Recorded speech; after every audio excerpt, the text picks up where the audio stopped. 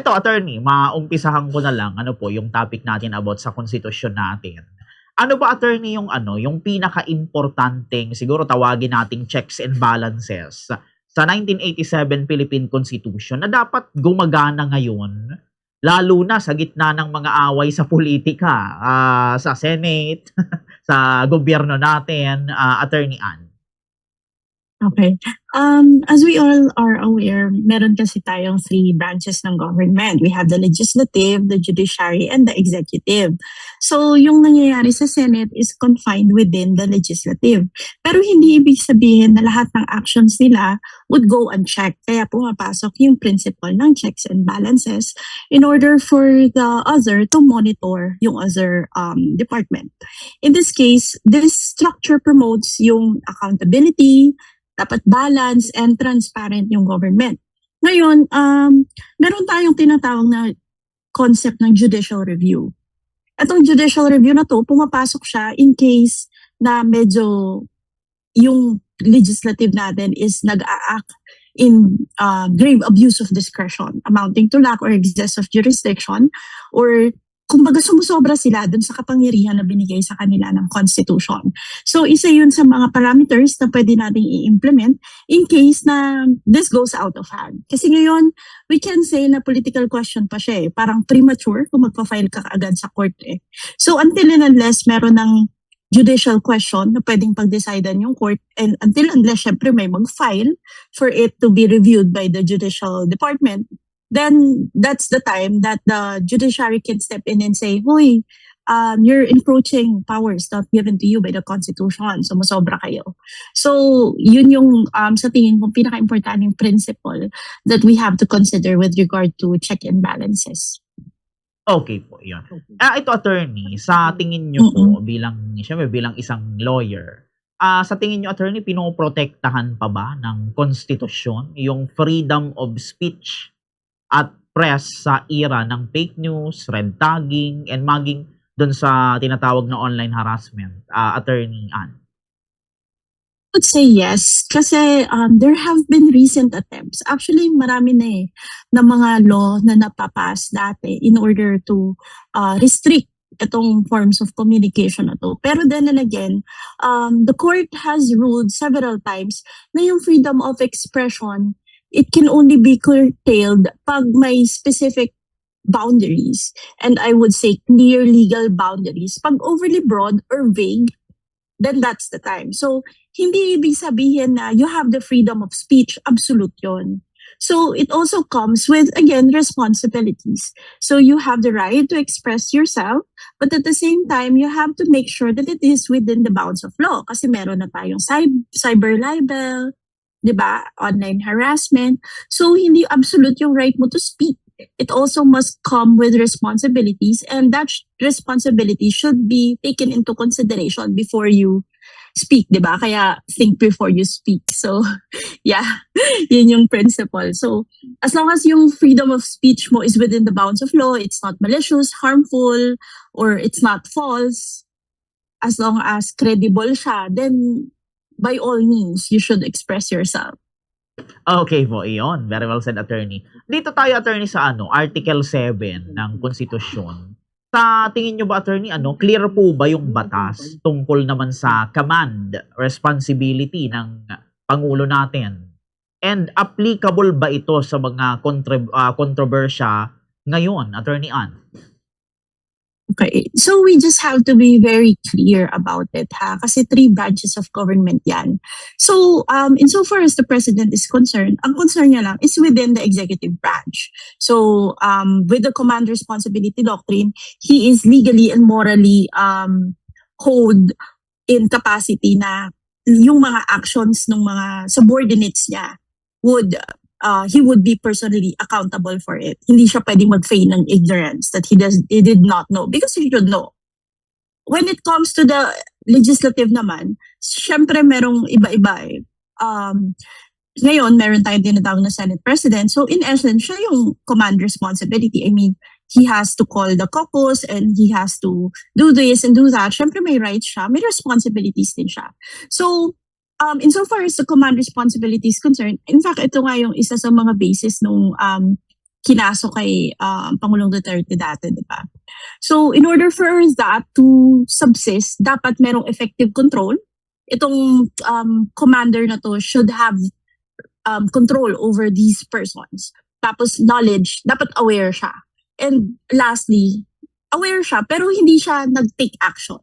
So yun yung mga parameters in order for someone to be taken accountable under the command responsibility doctrine. Hindi porket boss ka, ikaw na agad. So there should be control, knowledge, and at the same time, failure to act. So yun yung concept ng command responsibility. Opo, wonderful, attorney. Dito tayo, attorney, sa sa usapin ngayon, mainit na usapin ngayon sa national news, yung about sa Congress at syempre sa impeachment ni VP Sara. According sa Constitution, attorney, ano ba yung tama talagang process ng impeachment? And palagay nyo, attorney, nasusunod ba ito sa mga recent ngayon na nangyayari? Halimbawa, dito sa impeachment ni VP Sara, nasusunod kaya yung tamang process ng impeachment, attorney Ann? I would say na yung last year, there have been arguments kasi di ba recess na yung Congress noon tapos tinuloy pa rin yung articles of impeachment. Just to be clear about it, ang impeachment kasi it consists of two steps, initiation and then yung trial. Ang initiation must come from the House of Representatives. Yung House of Representatives by 1/3 vote, sila yung magde-decide whether or not this person should be impeached. Ngayon, yung pag nag-decide na, say, nakakuha siya ng 1/3 vote ng buong Congress. If proceed na itong articles of impeachment, they will transmit this over to the Senate. Ngayon, ang responsibility naman ng Senate na which we're currently at is to hold trial. So, ang Senate, they're acting like senator judges. They will be able to receive documents or pieces of evidence, affidavit, from the impeachable officer to support their claim. So, binibigyan din ng opportunity to be heard. Ngayon, when it comes to the Senate naman, mas malaki yung required. So, in order for an impeachable officer to be impeached based on the reasons provided for by the law, yung culpable violation of the Constitution, ganyan, ang kailangan ay 2/3. So, dapat this person, this impeachable officer, shall be convicted by 2/3 majority vote of all Senate members. So sabihin natin 24 sila, dapat at least 2/3 ng 24. Hindi pwedeng 1/3 lang like yung Congress. So yun yung current stage natin ngayon na hindi pa natutupad. Hindi pa nangyayari actually. Opo, iyon. Puntahan natin, attorney, yung yung ito lang. Kasi si Senator Marcoleta talagang pinopropose yung online voting sa Senado. Para sa inyo, attorney, or siguro sa sinasabi ng rule nila, pwede ba yun, attorney, na talagang online voting? Pwede ba siya, acceptable ba siya sa law, sa rule, yung online voting na pinopropose ni Senator Marcoleta sa ilalim ng session at quorum rules ng 1987 Constitution? And kung kayo tatanungin, attorney, halimbawa si Senator Bato, pwede ba siyang bumoto pa ng online dito kung halimbawa, attorney Ann? Ako, I would like to think that there are several train of thoughts when it comes to this. Kasi, the legislative has its own powers. So, meron siyang right and responsibility to create its own rules. Na katulad ng sinabi ko kanina, yung principle ng check and balances, yung legislative, pwede siyang gumawa ng rules niya, but the judiciary can come in and say, oy, bawal yan. So, dun lang pumapasok yung principle ng check and balances. Pero if you would personally ask me, and according nga dun kay Dean Mel Santa Maria, I read the other day, sobrang risky nung online voting. Kasi, let's be honest, sobrang intense na yung AI. Like, di ba, how can you make sure that this person is your representative and not a deep fake version of it, di ba? Sobrang laganap na yung paggamit ng AI. Someone can use your voice, someone can use your image in order for you to vote, tapos hindi na pala ikaw yun. So, isa yun sa mga principles na tinatawag nating transparency and accountability. So, paano mo ma-hold accountable yung isang person that you see, eto, nakikita mo ako dito, pero hindi mo alam na hindi pala ako to. Parang ganon, di ba? So, it's very hard for this lawmaker to be transparent, malay mo may nakatutok na palang baril sa likod niya. Tapos kaya siya nagsasabi ng yes, di ba? So it's very hard to imagine doing that, especially considering na yung mga matters that they tackle in the Senate and in Congress, in particular, affects the nation as a whole. Hindi siya basta work from home lang na pwede mong gawin yung report mo online. Siguro, on matters not involving national concern, pwede. Syempre, may alternative na tayong work from home eh. So yun. Pero otherwise, I don't think it would be feasible for us to do that. Okay po. Eto, attorney, last ko na lang na question bago ko ilipat kay Bombo Kim yung pagtatanong naman po sa inyo. Sige Dito, po. attorney, sa usaping ito, meron bang magagawa dito, attorney, yung Supreme Court? Halimbawa, pwede bang i-declare ng korte na, unconstitutional ang isang Senate rule kung hindi dumaan sa proper committee process? Pwede ba yun, attorney? Actually, yes. The principle of check balances allows the judiciary to do that. If you may remember, dun sa PDAF dati, in 2013, nirule lang Supreme Court na yung paggamit ng pork barrel funds is not allowed. Unconstitutional yun. So the court can do the same. But again, I said this earlier, yung judicial review, there must be judicial questions. So dapat ilatag mo muna to sa court and it must not be political question. Kasi ang political question are questions designated by the Constitution to another department. So for example, this can only be decided by people and their sovereign capacity. Or for example, yung full discretionary authority must be given either to the Congress or President. But insofar as yung mga unconstitutional laws or processes are concerned, if the Congress is acting with grave abuse of discretion amounting to lack or excess of jurisdiction, then most certainly the court can come in and say, oh, hindi pwede yan. This is unconstitutional, you should stop. But that's the time the judicial question may come in. Okay po, yun. Sa puntong ito, Attorney Ann, ibibigay ko naman kay Bombo Kim yung pagtatanong. Bombo Kim.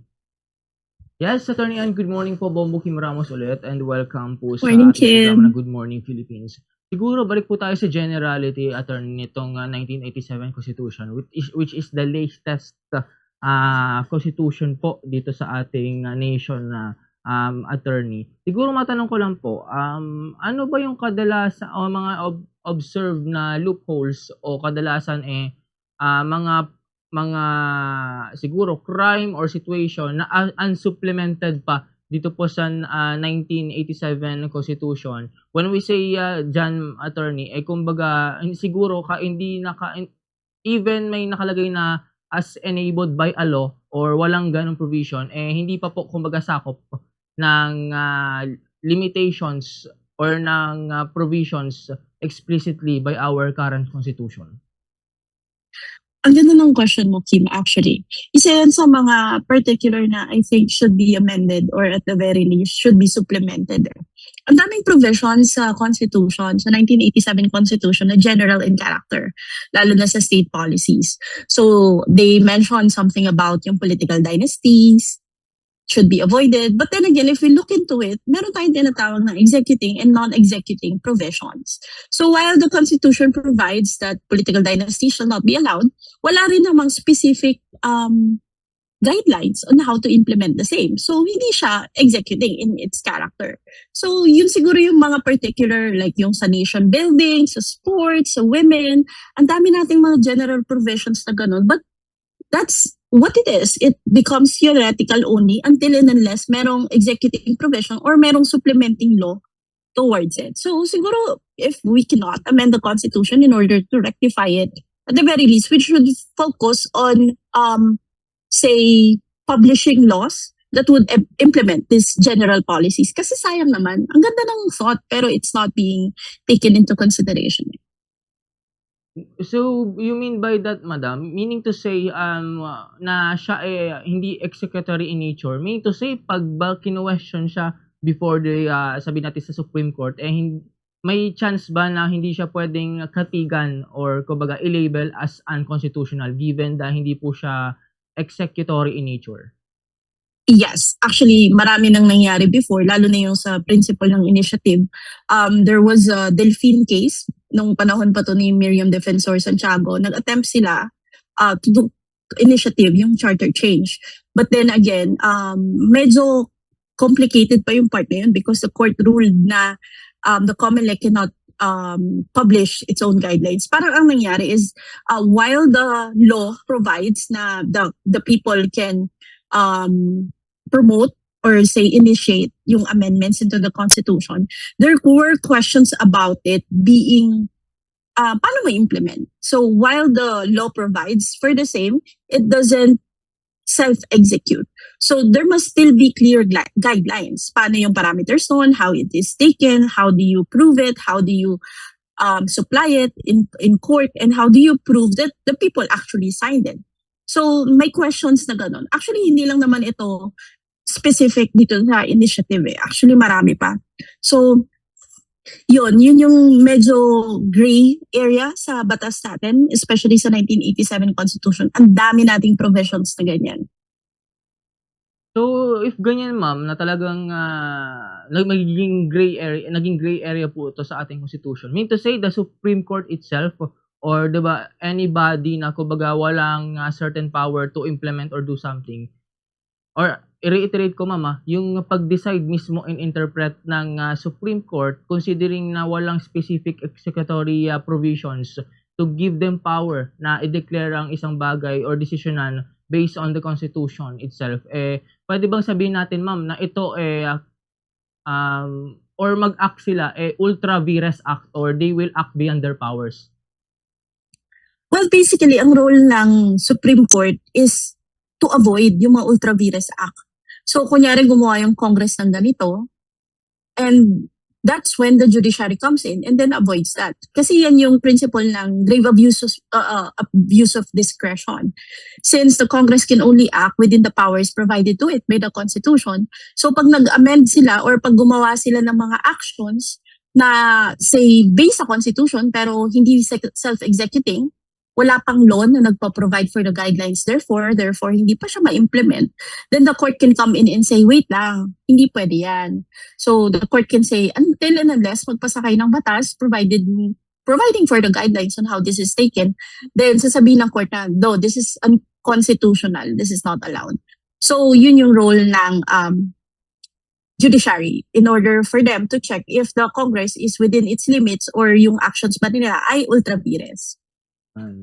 Siguro ma'am medyo list tayo ng konti. Throughout your experience or as per observe ma'am, kasi since kahit lawyer tayo, pinag-aaralan pa rin natin yung new cases and new laws, ma'am. Siguro ma'am, ano ba yung observe natin? Although each provision is created equally to provide siguro sabihin natin limitations and authorities to certain situations as provided by the Constitution. Ano ba yung mostly napapansin nating mga provisions o part of our Constitution na relevant and or kaya mostly violated po dito sa ating legal observation? Marami. Pero, say, eto na lang. Kasi yung diniscuss natin kanina, yung freedom of speech Maraming attempts, especially nung time nung may terrorism. There were several attempts na tinatry i-curtail yung freedom of speech. Maraming mga kinakasuhan na publishers or journalists when it comes to that. So, time and time again, sinasabi ng Supreme Court na these right is not absolute. But while it is not absolute, it must be protected by law. So, until and unless itong mga batas na to is clear, it sets the guideline, and it's not overbroad or vague, then the freedom of speech of the people cannot be curtailed. Kasi ang daming specific circumstances. Like, you can say na yung minority is doing this and doing that to prevent the majority from expressing themselves. So, maraming circumstances na pumapaloob sa freedom of speech. Pero at the same time, we have to be cautious na yung mga batas na pinapasa ngayon, it's still within the limits provided for by the law. So yun, I would say yun yung talagang nakikita ko kasi ang dami kong nakikitang mga kinakasuhan yung they try to black out the media or they try to hush people in order for them not to say bad things, di ba? So yun yung sa tingin kong medyo sa atin, sa constitution. Hmm. Pero ma'am may ano na ba, bukod dun sa mga na-mention natin, siguro balikan po natin 'tong question na 'to. Since masyadong general ang law kasi, tayo may tinatawag na rule of law na kung may kumbaga kung may specific mention of something, dun nagyi-yield yung general provision of the constitution or any law. If yun nga po, in terms of hindi siya executory and, sabihin natin ma'am na general siya in nature, may times na ba na ang Supreme Court o any, kumbaga, authorized court po na gumawa ng decision, nag-resort po sa alternative para po kumbaga mag-act or solusyonan po ang isang kaso? Okay. Maliban kasi sa mga laws, gumagamit din, like Philippine laws, pag the court decides, they also use judicial decisions. At the same time, gumagamit din tayo minsan ng mga researches, in writings, yung mga scholarly articles. So, hindi lang naman sa batas nagbe-base ang mga decision ng Supreme Court. But most certainly, pag hindi self-executing yung provision ng Constitution, then the court is restricted and it would not actually, it would rather not touch on it. Kasi, syempre, they should be implementing the law. They should be, mahirap kasi sa part ng judiciary to go beyond what the law provides. So until and unless meron tayong clear and full proof na substitute, like for example, Rome Statute, di ba? So yung Rome Statute is supplementary sa batas natin. So until and unless merong credible and source na pwedeng gamitin in addition to our laws, then the judiciary is restricted. So yun, hindi mahirap kasing mag-decide pag wala ka namang basis eh. So lagi talaga lalo na pag nasa law school ka kasi sabihin ng prof mo, what's your legal basis? Kasi dapat talaga may legal basis, hindi yung sa feelings lang or subjective lang sa part ng judiciary. Siguro ba ito ma'am, balikan ko tong part na to regarding the enabling law na tinatawag kasi may mga provision tayo na mismong ang nagse-specify as per constitution enabled by law. Siguro ma'am, sa throughout our studying the law ma'am, siguro matanong ko lang, ano po ba yung advantages and disadvantages na inaasa pa ng constitution na magpapas ng another law or legislation para lang po kumbaga ma-providean ng regulation. Although allowed siya by constitution, kailangan pa ng law to occasionally put up something in effect. Okay. Maganda yung question mo. When it comes to self-enabling laws, hindi required na magpasa ng batas to supplement or to implement the same. But okay din kasi it allows the Congress to delineate sino yung magiging responsible, what are the limits, saan galing yung budget, what will be the restrictions, or how it can be done. Kasi kahit naman may self-executing provisions tayo sa Constitution, mas maganda pa rin yung may di ba katulad sa work, may pinapollow kang work processes. So, it's the same concept. Ayun ma'am, siguro last question na lang po bago kayo pa sa kay Bomboker. Ito regarding dun sa quorum rules ulit. Pero specific po siya dun sa Constitution, no? Kasi if I'm not mistaken, sa 1987 Constitution po naka-provide itong dapat 16 votes to convict and 9 votes to tawag dito 9 votes ma'am for acquittal. Pero sabihin natin na una kumbaga talagang kahit po ba may absentees dito sa ating senador o mananatili pa rin yung number of required for conviction or acquittal and talaga po ba ma'am na pag walang naka-reach either of that deadlock yung situation regarding impeachment? Actually, ang provided ng Constitution, 2/3. So, hindi niya pin-provide specifically yung 16. So, pwedeng, syempre may instances na namatay yung senador or the senator will not be able to vote. Then, it must be taken into consideration. Dapat 2/3 ng senators actually voting. So ngayon, naging issue to, di ba? Kasi they were aiming na pwede bang online voting. Pero wala pa nga tayo specific na guidelines which allows that. So until and unless nandun ka sa Senate, actually expressing your vote, then your vote will not be counted against the 2/3. So, yun. Not sure. To be honest, actually parang malabo yung 2/3 eh. Kasi, ngayon 12-12 sila eh. Parang how can they reach into 2/3? But that's just my personal opinion. So 2/3 ng 24. Yan, with that, ma'am, attorney, thank you very much po. And ipapasa ko na po ulit kay Bombokier ang mga pagtatanong.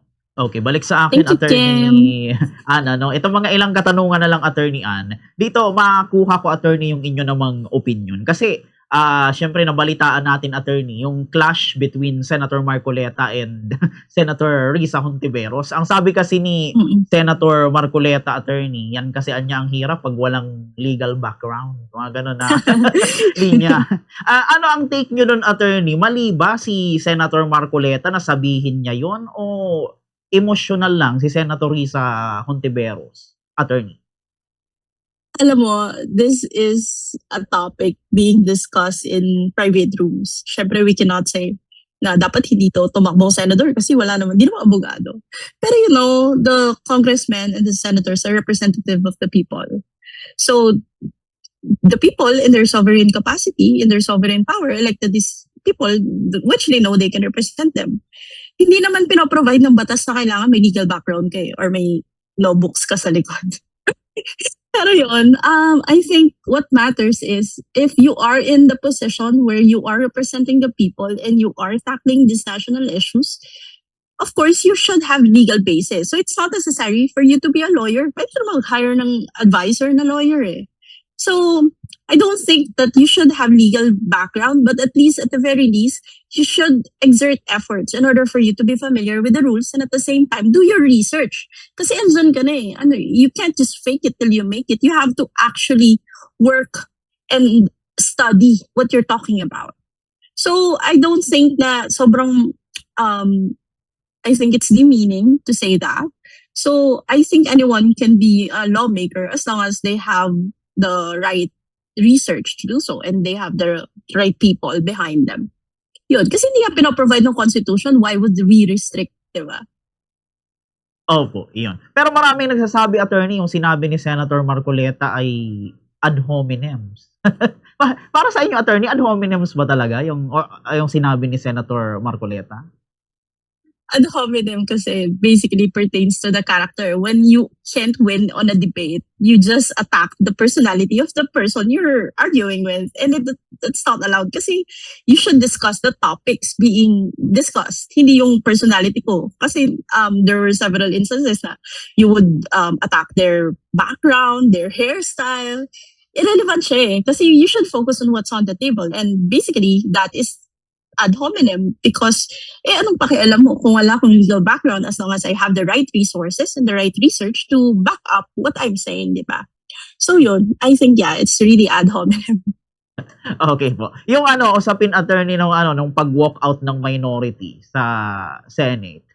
Do you think, Attorney, tama yung inak nila during the time na nasa Senate, nag-walk out, Attorney Ann?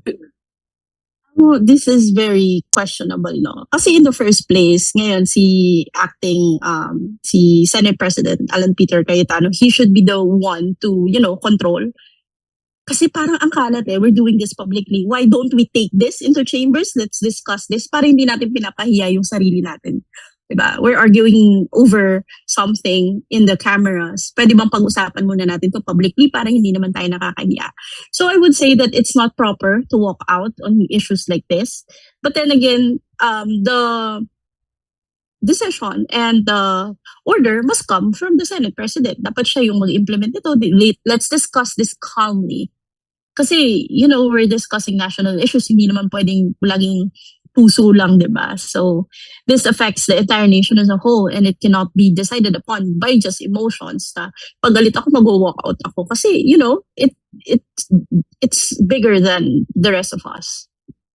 Opo. Yun. Ito ma'am, sunod kong katanungan, Attorney Ann. Kung i-rate nyo siguro, Attorney, yung performance ngayon ng Senate, para ba sa inyo, Attorney, okay ba?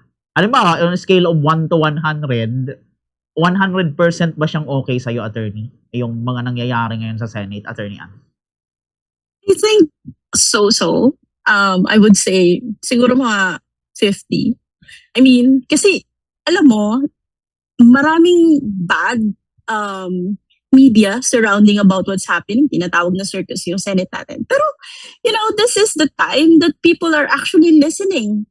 People are watching. And, na-engage mo yung mga tao eh. Kasi some other time, hindi naman nanonood yung nanay ko about ng Senate, di ba?